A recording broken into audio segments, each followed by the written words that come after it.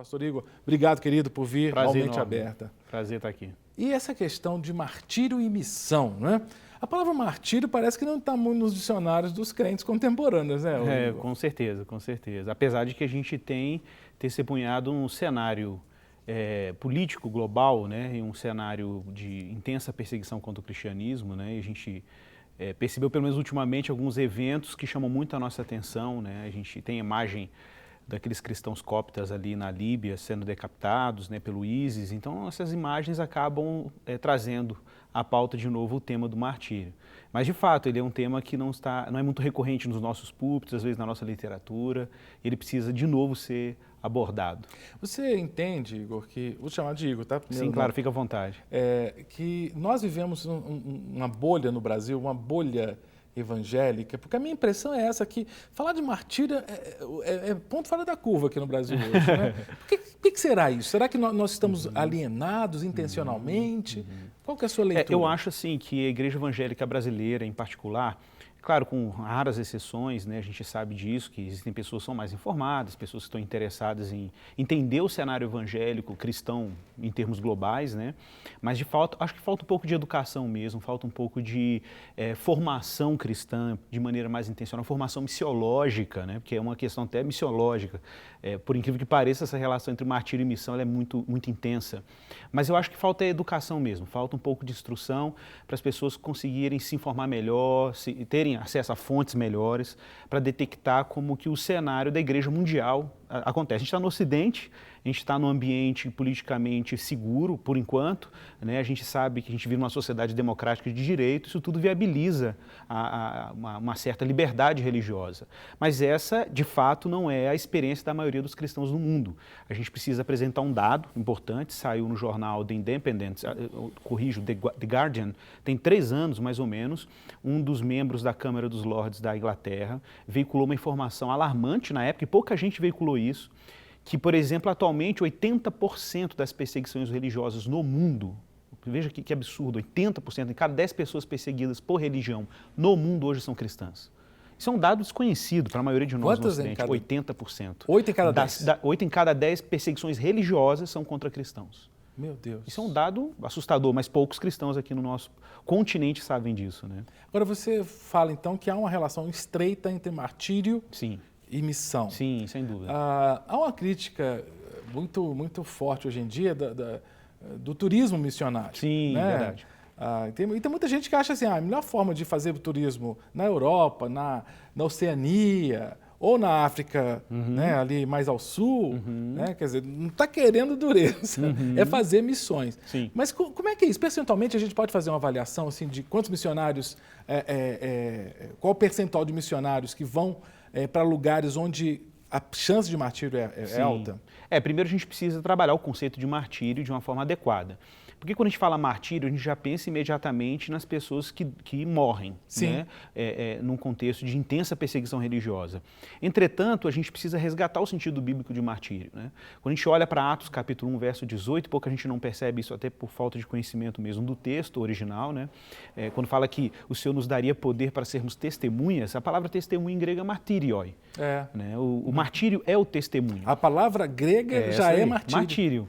Então, o martírio é essa entrega existencial para uma missão, né? E que entrega é essa? Essa entrega significa que enquanto um cristão está em missão, e nenhum cristão está ausente dessa tarefa, né? A gente pode dizer assim, isso significa que em grande medida a nossa vida ela vai ser de alguma forma fatiada por causa dessa missão, né? Alguns vão chegar ao ponto extremo de perder a própria existência, né? A própria vida, a vida biológica, morrer debaixo de uma perseguição, de um assassinato em nome de uma oposição ao cristianismo, mas existem pessoas que sofrem martírio em outras dimensões, não necessariamente com esse tipo de esgotamento, vamos dizer, vital. Martírio é tudo, é o derramamento da própria existência na missão. Então tem pessoas, por exemplo, que adoecem no campo, pessoas que perdem uma carreira profissional, entre aspas, né? Perder entre aspas, mas, sei lá, renunciam a uma carreira profissional de sucesso. Aquele né? Lindsay, o que foi da Olimpíada, não é? Ele foi para a China. Sim, exatamente. Né? Então foi um mártir, né? Exatamente. Ele abriu mão de sucesso. É isso aí. É esse negar a própria vida que é o martírio. Pois é, e eu fico pensando, Igor, Ô, gente, me incomoda demais. O Evangelho da Cruz não é mais pregado, não. Eu vejo isso como um grande desafio para nós hoje, assim. De certa forma, as pessoas... É um ponto bem provocativo, porque quando a gente pensa em Evangelho, quando a gente afirma o que é o Evangelho, a gente afirma esse autocomprometimento com o que a cruz significa para nós. É verdade que nós somos salvos pela graça, mas é justamente a ironia do drama do Evangelho é esse. É que uma vez que nós somos atingidos por essa graça e nós dimensionamos o que a obra da salvação significa, a reação que o cristão tem que ter diante desse ato de amor que está expresso na cruz é uma entrega total pela missão de Deus. Entrega que envolve o que Jesus falou, aquele que ama a sua vida vai perdê-la e quem perder a sua vida vai ganhá-la. E perder a vida é o quê? É simplesmente desistir de ter um controle sobre a própria existência, entregar o controle da vida para Cristo e para o Evangelho e, claro, entrar num drama que pode envolver tudo, inclusive a perda da própria existência biológica, que aí seria o martírio na sua expressão máxima. Mas existem níveis, né, de martírio quando a gente pensa na missão cristã. Dá para ser mártir no Brasil hoje? Pois é, dependendo do contexto, sim. A gente tem, por exemplo, eu vou dar um exemplo bem prático, não sei se eu me considero um mártir nesse sentido, mas, por exemplo, eu trabalho numa organização não governamental, a gente atua em algumas comunidades socialmente vulneráveis em Belo Horizonte, com alto índice de violência, existe um risco constante, né? Existe toda uma possibilidade de risco de vida, ou risco de morte, né? Hoje existe toda uma possibilidade de você sofrer alguma ameaça, de você perder sua segurança pessoal, você entra em contextos muito vulneráveis. Então, o tempo inteiro você podia estar fazendo outra coisa, você podia estar se protegendo dentro do seu apartamento e de repente você se expõe a esse contexto por causa da missão, né? Então, nesse sentido, isso é uma forma de martírio, mas né? Isso é no nível mais básico. É para pessoas especiais? A minha pergunta é o seguinte, é natural, é humano o sentimento de autopreservação? Claro. Isso é normal. Claro. Alguém para se expor, por exemplo, para ir para uma comunidade. Outro dia eu conversei com o Tiago Guedes aqui, do Inconformados, que está com trabalho, e ele falou que lá na comunidade onde ele trabalha, na Pedreira, inclusive, ele às vezes tem que lidar com traficantes, lidar com criminalidade. É óbvio que a igreja são pessoas que cooperam, mas às vezes tem que colocar sua vida sob risco. Claro. A gente entende que o natural é você se preservar, não é se expor nessa situação. Como é que você faz essa leitura? Será que tem alguém errado nessa história? É normal se preservar? Como é que é isso? Não, a gente tem, uma estrutura biológica que elabora essa propensão à autopreservação. Isso é fato. Mas eu gosto muito de tomar como exemplo o Getsemane. Jesus no Getsemane é o quê? Qual é a tensão ali no Getsemane? Ali é uma guerra de vontades, né? Você vê, se o nosso Senhor, né, diante do cenário da cruz, ele ora ao Pai pedindo, se possível, passasse dele o cálice daquele sofrimento que ele experimentaria, o que dirá nós? E de fato, o martírio, eu sempre, quando falo sobre esse tema, eu insisto nisso, o martírio é um dom, o martírio é uma dádiva, o martírio não é alguma coisa que a gente produz. Tem uma frase interessante de um importante teólogo nosso aí dos anos 70, Francis Schaeffer, ele dizia o seguinte, que ser cristão não é difícil, é impossível. Né? Então, ser cristão não é uma possibilidade matemática, que de repente você faz um cálculo e vai assim, vamos ver se eu dou sorte de ser um bom cristão. Né? Vamos ver se eu faço uma aposta. Não, ser um cristão é ser fruto de um milagre. Ser cristão é você ter a sua vida capturada pela graça e você fazer coisas que você não faria naturalmente, porque Cristo te deu condições para fazer isso. Então, a gente não pode olhar para o martírio como um evento em que, poxa, fulano de tal é tão virtuoso, ele conseguiu ser um mártir. Não, ele só conseguiu fazer isso porque Cristo fez isso nele, de alguma maneira. Né? Ele está tão unido com Cristo que a vida dele desagou nessa expressão extraordinária de amor a Deus, que é inclusive um martírio. Né? Mas, Igor, parece que, analisando a história da igreja cristã, os mártires, né? E sobretudo a gente ouve falar dos mártires que acabaram morrendo. Isso, exatamente. Né? Mas você já explicou muito bem que a pessoa pode morrer de causas naturais, né? Não por um facão, por um tiro. Mas a gente acaba sempre lembrando de mártires, como, por exemplo, com aqueles índios do Equador, aqueles missionários norte-americanos, lembra? Do avião. Sim. Né? A gente acaba ouvindo essas histórias. Um cristão normal, qual a possibilidade dele entender que ele pode ser missionário, sim, e ser um mártir, sim? Isso é factível, isso pode acontecer na vida dele. Isso é possível? Pois é. Eu costumo usar um outro exemplo, que é o exemplo dos mártires clássicos, aqueles que a gente conhece como expressões máximas de martírio. Pensar os cristãos das arenas romanas, vamos tomar isso como referência. Naquela época, por exemplo, aqueles irmãos iam para as arenas por uma razão que para nós hoje parece até banal. Eles iam para as arenas porque eles defendiam de uma forma muito simples e ao mesmo tempo radical que Jesus Cristo era o Senhor. Só que a palavra Jesus Cristo é o Senhor, que para a gente hoje parece até slogan né, de adesivo. Sei lá. Na época implicava numa alta letalidade. Você dizer que Jesus Cristo era o Kyrios, que era a expressão técnica usada na época em grego, né, para Senhor, ou em latim César, a gente sabe o que isso significava. Significava que o imperador era aquele que exigia uma devoção total e de repente você está dizendo que o seu senhor é outro. E dizer isso no contexto do Império Romano era uma afirmação de alta letalidade. E é óbvio que cristãos seriam arrastados por uma perseguição política mais intensa. O que é curioso é como os cristãos respondem à ameaça de morte. E é isso que a gente tem que levar em conta quando pensa em martírio. Por que cristãos vão para a arena cantando, às vezes, né, louvando a Deus, diante de um espetáculo, como diz Paulo, como espetáculos diante dos homens? Como é que conseguiam fazer isso? Porque cristãos tinham agora um antídoto para a ameaça romana. A ameaça romana era o quê? Os romanos arrogavam o poder sobre a vida e sobre a morte. De repente, eles estão diante do testemunhando, por isso a ideia de martírio. Qual o testemunho que eles estão dando? Então, o testemunho de que Jesus Cristo venceu a morte, por isso não temos mais o que temer, e se ele venceu a morte, acabou o senhorio de Roma. Ou seja, acabou o senhorio de qualquer poder temporal. Olha, se os poderes temporais estão todos submetidos ao poder de Cristo, porque ele venceu a morte, logo ninguém pode arrogar para si tal poder, vale a pena morrer por esse Cristo. Por isso que o martírio faz sentido.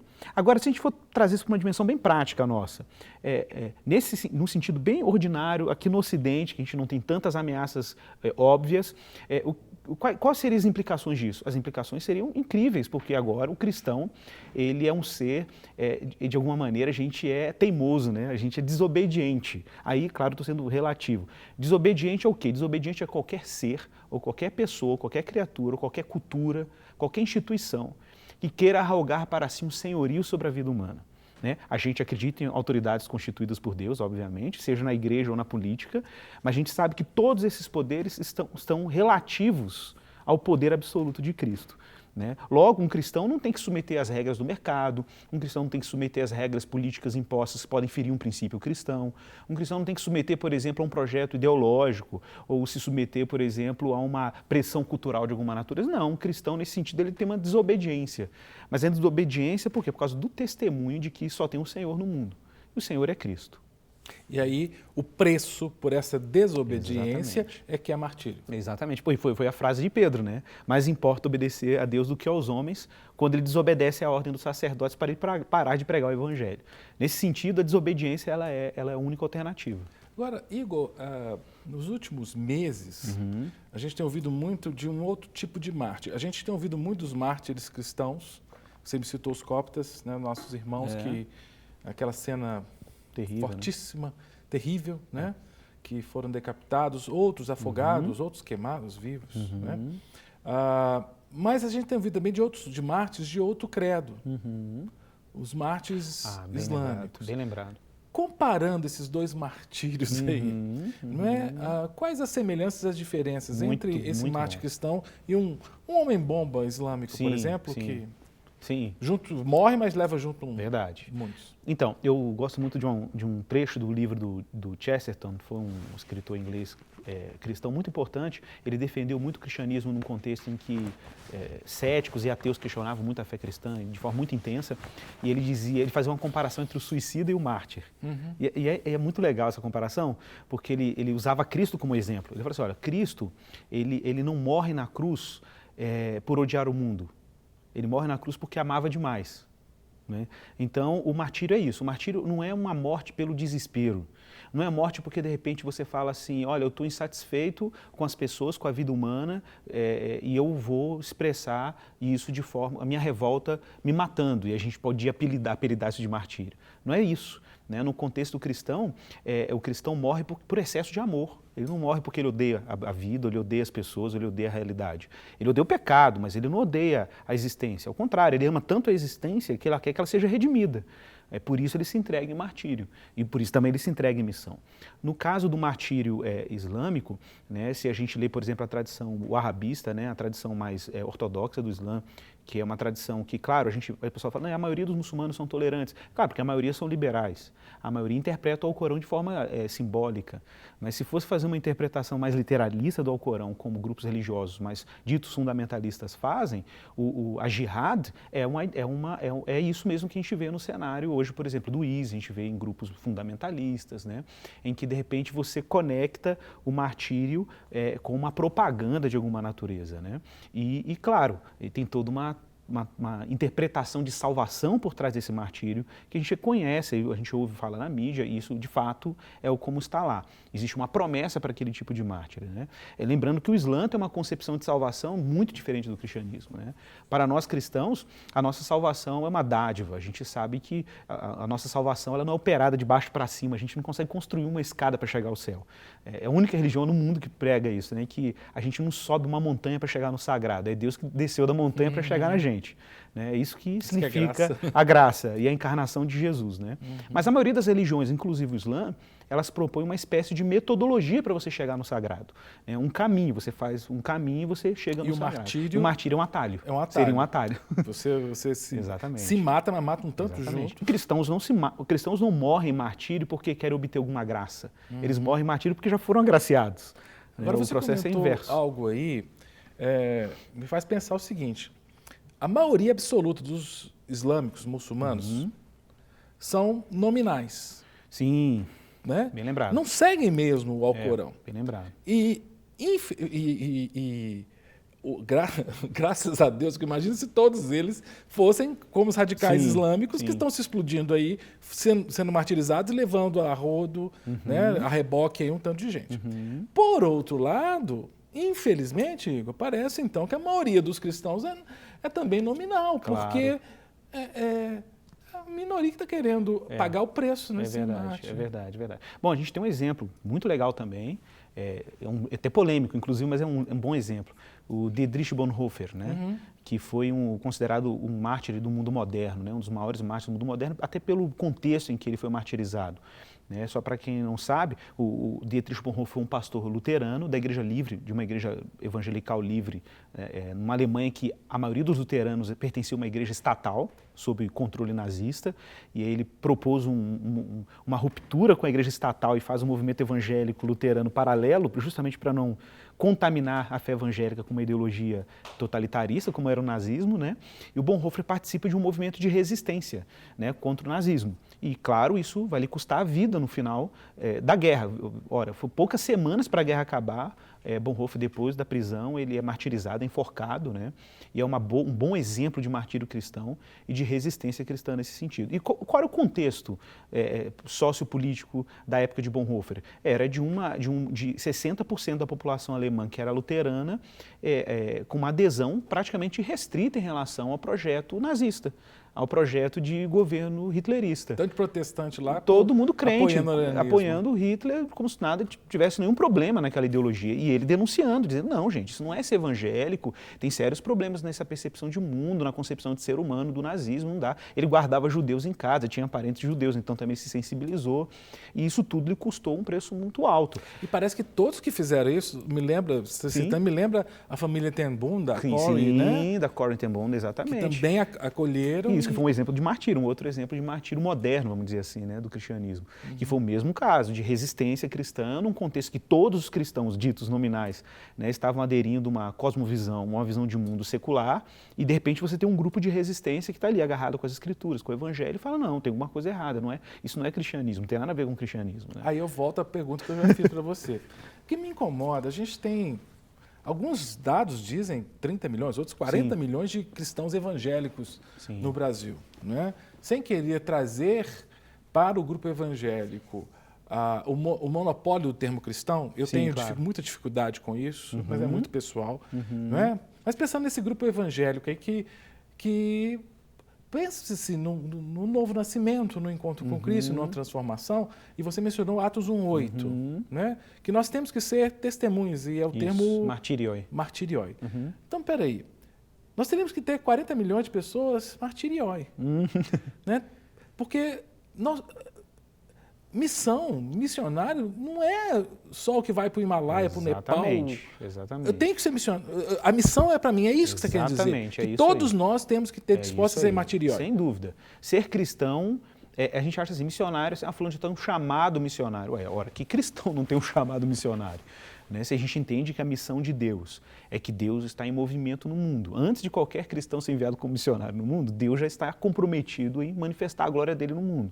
Deus criou o mundo assim, né? Deus está em missão no mundo quando chamou Israel, Deus está em missão no mundo quando enviou os profetas, quando envia o Filho dele e quando derrama o Espírito Santo e envia a igreja. Então, cristão implica imediatamente em manifestar quem Cristo é no mundo.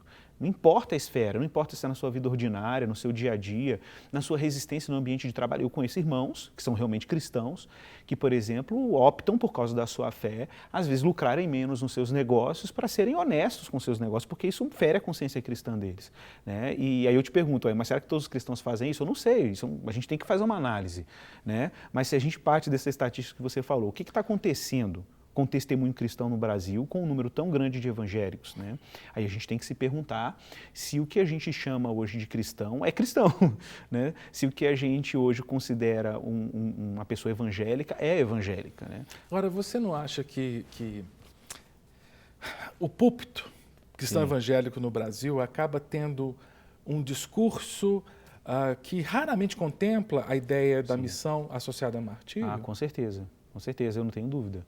Assim, nas poucas andanças, que não são tão poucas, mas razoavelmente, alguma andança nossa por algumas igrejas no Brasil, a gente percebe isso com muita recorrência. Tipo, há um esforço muito pequeno no sentido de afirmar a centralidade do Evangelho. A gente acha que o Evangelho é uma mensagem, por exemplo, para uma pessoa não cristã. A gente até separa o nosso culto, quando a gente vai falar do Evangelho, de culto evangelístico.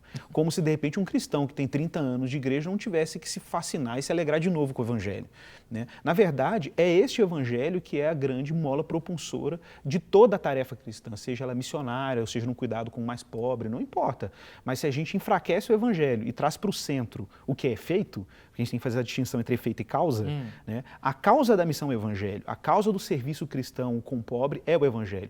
Se eu coloco o serviço no lugar do Evangelho, o efeito no lugar da causa, eu enfraqueço a pregação do Evangelho. É claro que o Evangelho implica na salvação, no cuidado, na missão, tem vários desdobramentos do Evangelho. Agora, quando eu faço uma inversão dessa lógica, eu coloco no centro do culto a minha devoção, os meus afetos, coloco no centro do culto as minhas necessidades pessoais, coloco os meus caprichos, eu começo a projetar em Cristo o que eu acho que Cristo deveria ser, né? E a gente começa a criar um Deus à nossa imagem e semelhança, e não o contrário, que deveria ser inverso o movimento, né? A gente que deveria ser moldado à imagem de Deus e não Deus moldado à nossa imagem. É claro que você vai enfraquecer a igreja, você enfraquece esse cristianismo perde a sua capacidade de salgar o mundo. Então a gente tem que inverter a lógica. O púlpito ele tem que ser radicalmente cristocêntrico, a pregação ela tem que ter um alto comprometimento com o que Cristo é, o que ele fez, a obra justificadora dele, e isso vai produzir de forma até quase orgânica. A gente tem experiência muito disso assim, na nossa comunidade de fé, de maneira muito orgânica, o impacto natural é as pessoas terem um comprometimento com a pregação do Evangelho, um comprometimento em tornar o testemunho de Cristo relevante e por aí vai. Mas por que será, sobretudo a partir da década de 90, com a questão das igrejas neopentecostais, por que será que as igrejas que mais crescem são as neopentecostais, onde esse discurso da missão associado ao martírio passa longe? Por que será que elas crescem tanto, então? Boa pergunta. Assim, uma interpretação pessoal, eu acho assim que existe uma coisa muito importante no movimento, digo até mais assim, mais pentecostal do que neopentecostal no primeiro momento, que realmente o grande boom missionário, primeiro boom missionário no Brasil foi mais pentecostal do que neopentecostal. O neopentecostalismo teve outros desdobramentos, né? Mas vamos pensar no pentecostalismo. O pentecostalismo conseguiu comunicar de forma mais transparente e alcançar dimensões da vida humana que não eram dimensões muito exploradas no Brasil. A gente pensa no Brasil que você tem uma cultura que é muito afetuosa, muito apaixonada, isso é típico da cultura latina, né? E de repente, nesse contexto, você vê uma fé que comunica as coisas nessa linguagem. É claro que ela vai ter uma eficiência na comunicação. É claro que isso tem um efeito colateral. É claro, tem um ganho por um lado, mas tem um efeito colateral. É uma missão que explode muito no seu impacto inicial, mas ela tem pouca consistência com o tempo. Por quê? Porque tem um enfraquecimento do discipulado. Então, naturalmente, esse é um avivamento que vai produzir, a gente vai pagar um preço, entre aspas, você tem um custo a longo prazo quando a gente pensa num contexto evangélico. A gente já tem um dado hoje aí da Fundação Getúlio Vargas, que é o chamado Sem Religião, né, no Brasil, que são, na sua maioria, oriundos de igrejas evangélicas. Mas no caso do neopentecostalismo, sim, claro. Eles alcançam outros países, mas parece que não tem nada de martírio. Né? Pois é, não tem. Ao contrário, às vezes, no caso do neopentecostalismo, a ênfase é uma ênfase muito forte na solução de problemas pessoais, né, de apreço por si mesmo, vai muito na direção até da autopreservação, que você falou, do que no sentido de um testemunho integral com a vida, que pode custar a sua própria existência, né? Existe um remanescente fiel, desde a igreja, eu me lembro aqui da igreja dos Irmãos Moráveis, por exemplo, com Zinzendorf, né? Eu lembro de tantos pré-reformadores, pessoas que lutaram contra a maré, né? Contra a correnteza e resolveram pagar o preço. Tem esperança para a igreja brasileira hoje, Igor? Olha, eu acho que existe, se todos nós, pastores, a gente ser honesto com a nossa vocação enquanto pastores. Eu estou puxando agora a responsabilidade para o nosso ofício. Se nós, pastores, cada um de nós, nos movimentarmos e nos comprometermos de forma muito honesta com o que é o Evangelho. Se a gente fizer esse movimento de tornar Cristo de novo o centro da nossa expressão de culto pública, se Cristo voltar de novo a ser admirado, profundamente, não instrumentalizado, Cristo não virá servo dos nossos caprichos, mas a gente olhar para Cristo como Senhor da nossa existência, eu acho que nós temos um horizonte muito esperançoso. Mas é claro que isso tem que partir realmente principalmente da nossa liderança cristã. Para receber todas as novidades do canal, inscreva-se e se curtir o vídeo, clique em gostei. Aproveite para acompanhar a Rede Super nas redes sociais.